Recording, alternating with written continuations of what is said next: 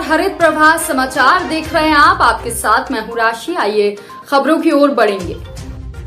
मध्य प्रदेश के रीवा बीजेपी कांग्रेस से ज्यादा निर्दलीय प्रत्याशियों को मिल रहा है समर्थन।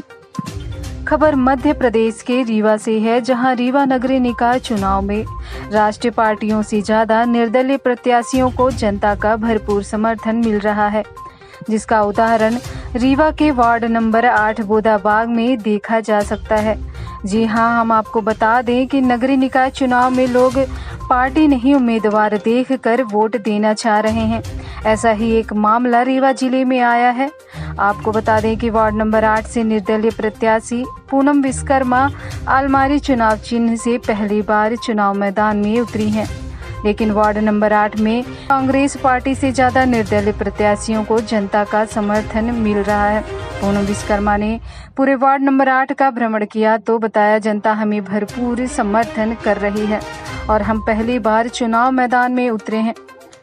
उनको जनता का समर्थन काफी मिल रहा है और हमें जीतने की कगार पर खड़े हैं। आइए आपको ले चलते हैं निर्दलीय प्रत्याशी के और जानते हैं कि वार्ड नंबर 8 से पूनम विश्वकर्मा निर्दलीय प्रत्याशी का क्या कहना है।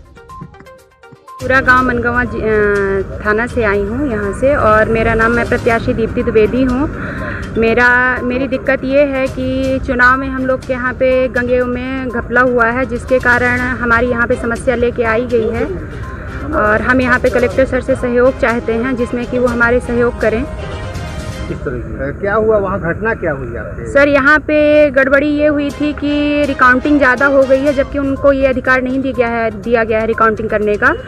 तो हम ये हमारे कहने पर उन्होंने नहीं सुना ये बात कि रिकाउंटिंग फिर से कराई जाए। जिस रूम में मेरी ज़्यादा मतगणना की गई थी, वहाँ पे उन्होंने रिकाउंटिंग ज़्यादा कराई है और जो भी गणना की गई थी उसका सही तरह से हम लोग का रिपोर्ट नहीं दिया गया था। उसके कारण हम लोग को प्रॉब्लम हुई है। तो हम ये चाहते हैं कि ये सही तरह से हम लोग की जानकारी दें और हम लोग को सही रास्ता दिखाएं कि हमें क्या करना है। तो आप क्या चाहती हैं? पुनर्मतदान? हम पुनर्मतदान चाहते हैं।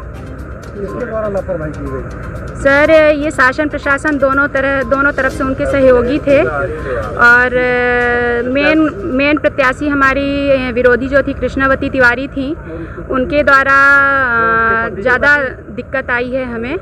तो हम ये चाहते हैं कि हमें पुनर्गणना की जाए, पुनर्मतगणना करवाई जाए और बाकी हमारे बड़े आदरणीय आरोप लगाया है कि मतदान केंद्र के बाहर आकर टोकन बांटे गए। जी, ये सही है कि मतदान केंद्रों पे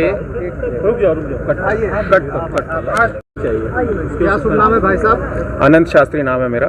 मैं ग्राम पंचायत सूरा का निवासी हूँ और पूरे घटना के बारे में।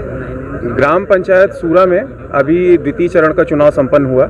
1 तारीख को वह चुनाव संपन्न हुआ। 1 तारीख को वहाँ पे सरपंच पद के लिए उम्मीदवार हमारी दीप्ति द्विवेदी जी थी और जो मुख्य टक्कर थी वो दीप्ति द्विवेदी जी और कृष्णावती तिवारी जी के बीच में थी। तो आज तक में हमें जानकारी आज और कल में हुई है कि कृष्णावती तिवारी जी के जो पति हैं श्री अवधेश तिवारी जी, वो विधानसभा अध्यक्ष के सचिव थे और ये जानकारी हम सबको कल हुई है। हमें आपके द्वारा, मीडिया के द्वारा यह जानकारी हुई है कि उन्होंने अपने पद से इस्तीफा दे दिया है। लेकिन जब तक चुनाव प्रक्रिया जारी रही तब तक यह जानकारी हम सबको नहीं थी और मैं ये मानता हूं कि शायद मीडिया को भी ये जानकारी नहीं थी कि उन्होंने अपने सचिव पद से इस्तीफा दे दिया। तो निश्चित तौर पर उन्होंने अपने पद का और अपने पद की जो एक शक्ति होती है, एक क्षमता होती है, उसका दुरुपयोग करते हुए कहीं ना कहीं प्रशासनिक अधिकारियों को अपने दबाव में रखा और उस दबाव का नतीजा यह हुआ कि चुनाव प्रक्रिया सुबह से लेकर शाम तक पूरी की पूरी उनके पक्ष में प्रभावित रही। सुबह से ही एक प्रकार से फर्जी मतदान हुए। हमारे परिवार का एक हमारा भाई है, उसका नाम अधीश कुमार द्विवेदी है। जब वह 11:30 बजे मत डालने पहुंचा तो उसका मत पहले से पड़ चुका था। ये सभी लोग जानते हैं, सभी लोग ने देखा है, उनका मत पहले से पड़ चुका था। ये एक उदाहरण मैं आपको इसलिए बता रहा हूँ क्योंकि ये मेरे परिवार का, मेरे भाई का मामला है। तो ये एक उदाहरण इस चीज़ का है कि फर्जी मतदान वहाँ हुए हैं।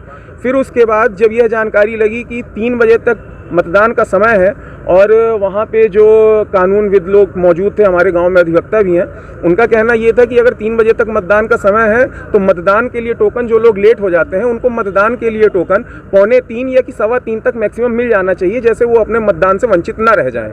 लेकिन हमारे गांव में टोकन 3:45 बजे बांटा गया। आप लोगों को वीडियो के माध्यम से जानकारी हुई होगी कि 3:45 बजे हमारे गांव में टोकन बांटा जा रहा था, और वो भी टोकन ऐसा नहीं है कि लाइन में लगे हुए मतदाताओं को दिया जा रहा था, वो भीड़ के बीच में बैठ के टोकन दिया जा रहा था, जो सरासर गलत था। इसके बाद बात आती है मतगणना की। जब चुनाव संपन्न हुआ और मतगणना स्थल पे, मतलब आपके मतदान स्थल पे मतगणना की जब बात आती है, जब मतगणना स्टार्ट होती है तो एक एक करके हर पोलिंग के रुझान आने शुरू होते हैं। जब वहाँ पे हम लोगों को यह जानकारी है कि पंचायत के चुनाव में अगर वहीं पे मतगणना हो रही है तो अगर आपको रिकाउंटिंग करवानी है आप तत्काल आवेदन दे दीजिए, आपकी रिकाउंटिंग तत्काल हो सकती है वहाँ पे। लेकिन वहाँ पे जो भी रिकाउंटिंग हुई वो बिना किसी आवेदन के बार बार 1 बार 2 बार 3 बार 4 बार रिकाउंटिंग हुई। और पहली जो काउंटिंग, पहली गणना हुई, उस गणना में जैसा कि हमारे प्रत्याशी और हमारे प्रत्याशी के जितने भी अभिकर्ता अंदर थे, चुनाव निर्वाचन अभिकर्ता और पोलिंग एजेंट, गणना एजेंट जो भी अंदर थे, उनके बताए हुए आंकड़ों के आधार पर हमारे प्रत्याशी दीप्ति द्विवेदी जीती हुई थी। उसके बाद वहाँ उन्होंने पुनर्मतगणना करवाई। उसकी पुनर्मतगणना के बाद यह हमको जानकारी प्राप्त हुई कि यह चुनाव हार गई हैं। तो उसके बाद हम लोगों ने आवेदन दिया। आवेदन की कॉपी हमारे पास मौजूद है। हमने आवेदन दिया, हमारा आवेदन स्वीकार हुआ। लेकिन यहाँ पे इतने लोग खड़े हैं, आपको सिर्फ ये बताने के लिए खड़े हैं कि ये आवेदन स्वीकार हुआ। 1 2 3 4 मतदान केंद्र थे और चारों मतदान केंद्र के पीठासीन अधिकारियों के यहाँ पे हस्ताक्षर हैं, लेकिन हमारी दोबारा रिकाउंटिंग नहीं की गई। हमारे प्रत्याशी के आवेदन करने पे, ये हमारे प्रत्याशी के हस्ताक्षर है दीप्ति द्विवेदी के, इन्होंने वहाँ पे आवेदन दिया, चारों ने पीठासीन अधिकारियों ने साइन किया, लेकिन उसके बाद दोबारा मतगणना नहीं की गई। और आप ही लोगों के माध्यम से कल हमें जानकारी यह भी प्राप्त हुई है कि स्ट्रांग रूम का गेट खुला सा, कुछ जगह ये वीडियोस चल रहे थे और उन वीडियो के बारे में समीक्षा भी की गई, तो यह पता चला गया कि वह वीडियो सत्य हैं और कल के हैं। अगर स्ट्रांग रूम में मत पेटियां और मत पत्र, सारे कागज अगर एक बार सील कर दिए गए तो दोबारा क्या आवश्यकता पड़ी कि स्ट्रांग रूम को खोला गया। अगर यह स्ट्रांग रूम बिना प्रत्याशियों के, बिना अभ्यर्थियों के, बिना निर्वाचन अभिकर्ता के और बिना सुरक्षा बल के, बिना किसी प्रेस मीडिया वीडियोग्राफी के अगर स्ट्रांग रूम खोला गया तो निश्चित रूप से इसमें कहीं ना कहीं निष्पक्षता साफ समझ में आती है। और पूरी तरह से यह चुनाव अब आपका ये दूषित हो चुका है और यह कहीं ना कहीं एक प्रकार से लोकतंत्र की हत्या है। और हम सभी गांववासी उसी मांग को लेकर आदरणीय जिला दंडाधिकारी, जिला निर्वाचन अधिकारी के समक्ष आए हैं कि वह हमारी मांग सुने और हमें निष्पक्ष जांच का आश्वासन दें, निष्पक्ष जांच करवाएं। और हमारी सिर्फ एक मांग है, क्योंकि अब स्ट्रांग रूम खुल गया है तो अब पुनर्मतगणना से कोई आधार नहीं बचा। जो होना था वो हो चुका। अगर स्ट्रांग रूम खुला है तो जो होना था हो चुका।